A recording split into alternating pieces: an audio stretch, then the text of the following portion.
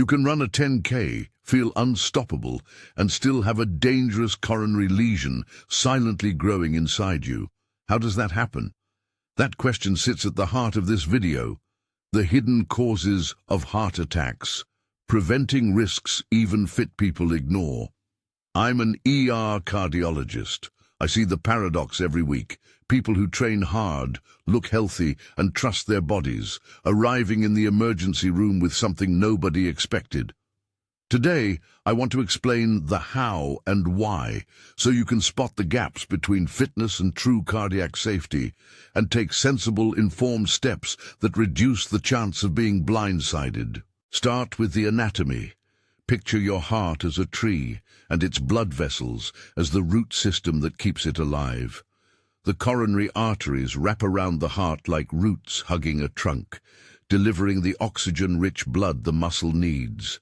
One of those vessels, the left anterior descending artery, the LAD, runs along the front of the heart. Because it supplies a big portion of the left ventricle, when the LAD is suddenly blocked, the consequences can be devastating. It's earned the sobering nickname the Widowmaker. That image helps us understand why location matters. A blockage in a small branch is serious, but a blockage in a major trunk can be catastrophic. So how does plaque build up in those roots? Imagine a garden hose you use every day. Over time, tiny nicks and abrasions appear on the inner lining of that hose.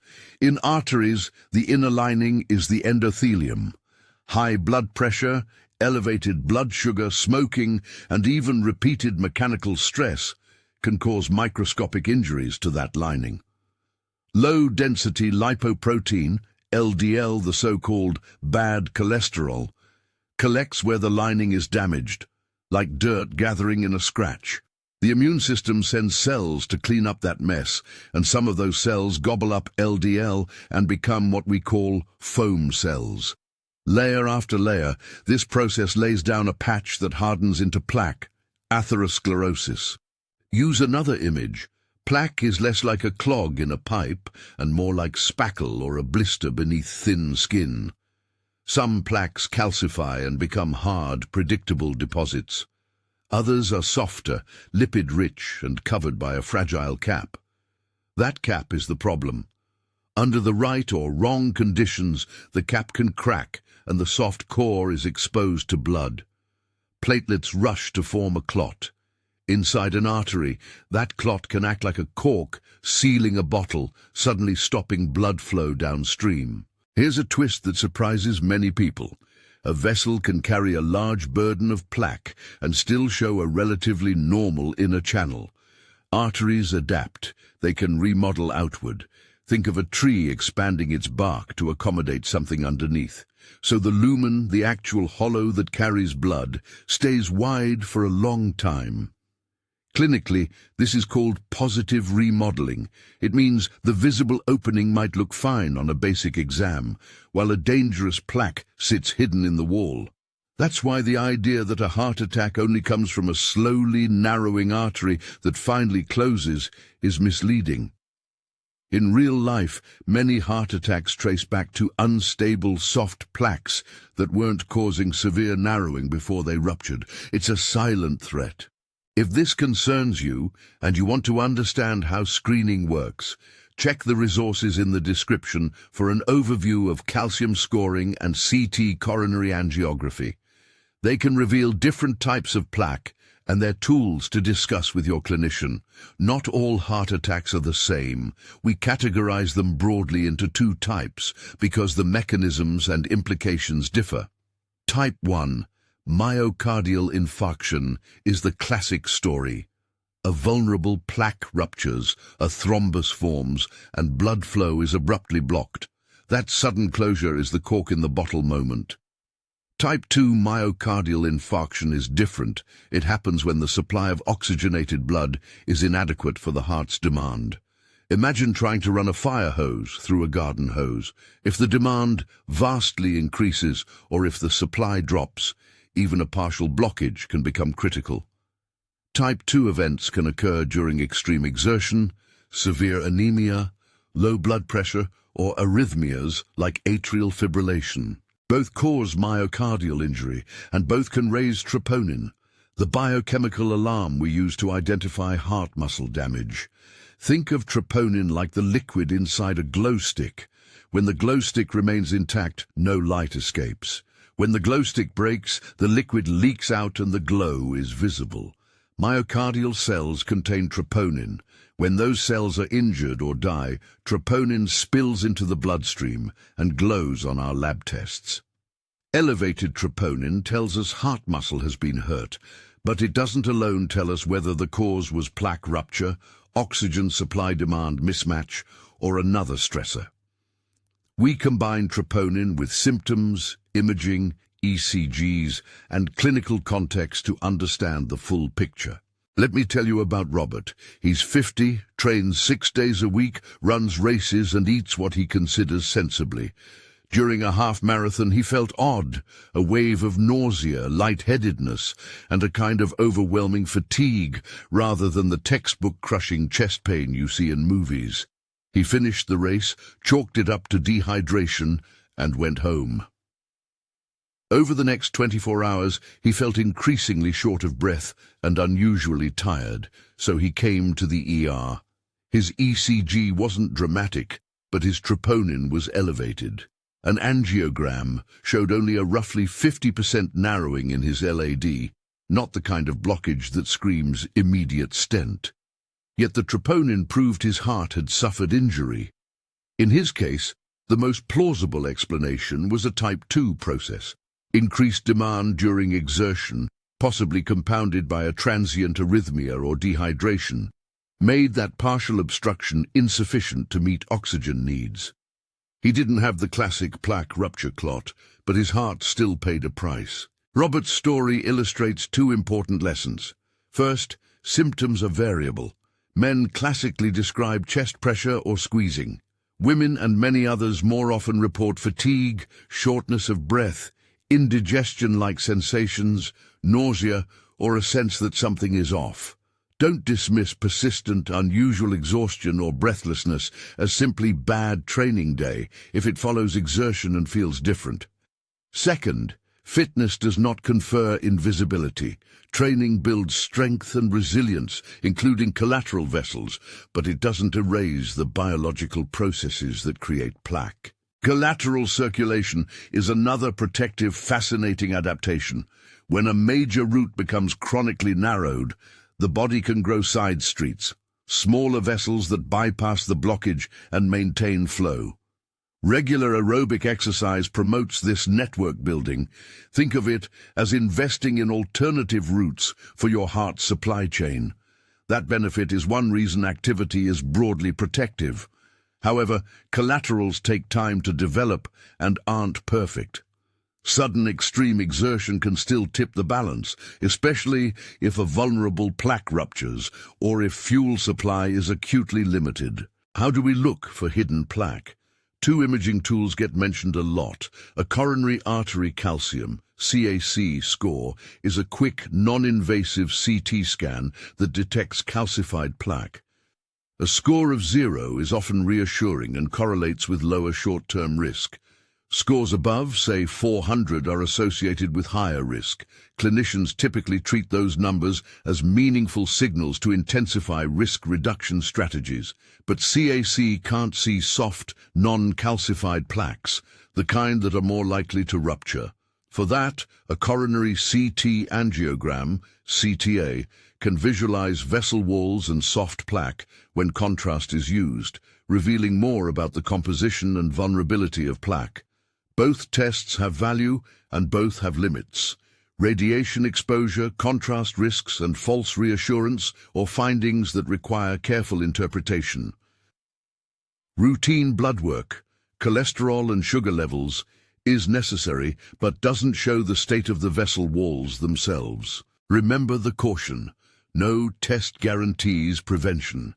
Imaging can change management and prompt conversations, but it needs to be applied thoughtfully based on personal risk factors, family history, blood pressure, diabetes, smoking history, and patterns of symptoms.